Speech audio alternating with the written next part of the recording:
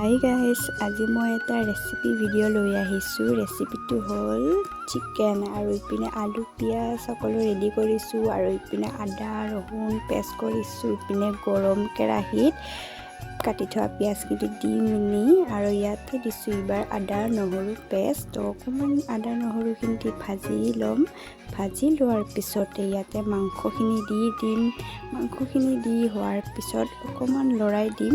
তো তাৰপিছতে ইয়াতে দিয়া হ'ব আলু কেইডোখৰ দি অকণমান লৰাই থাকিম। তো তাৰপিছতে ইয়াতে দিয়া হ'ব হালধি গুড়ি আৰু নিমখ অকণমান দিম সোৱাদ অনুসৰি। তো তাৰপিছত অকণমান লৰাই ভাজি ল'ম যেতিয়ালৈকে মিক্স নহয়। তো এতিয়া দিয়া হ'ব ইয়াতে টমেটো।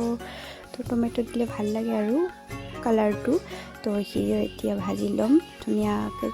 কালাৰটো কি ধুনীয়া হৈছে। তো এতিয়া ইয়াতে অকণমান পানী এড কৰিম। পানী দিয়া হোৱাৰ পিছতে এইপিনে ধুনীয়া কাটি থৈছোঁ, ধুনীয়াও দি দিম ইয়াতে। ধুনীয়াখিনি দি মেলি অকণমান লৰাই দিম। লৰাই দিয়াৰ পিছতে আমাৰ এতিয়া মাংস ৰেডি। কেনেকুৱা লাগিছে কমেণ্ট কৰি জনাবচোন।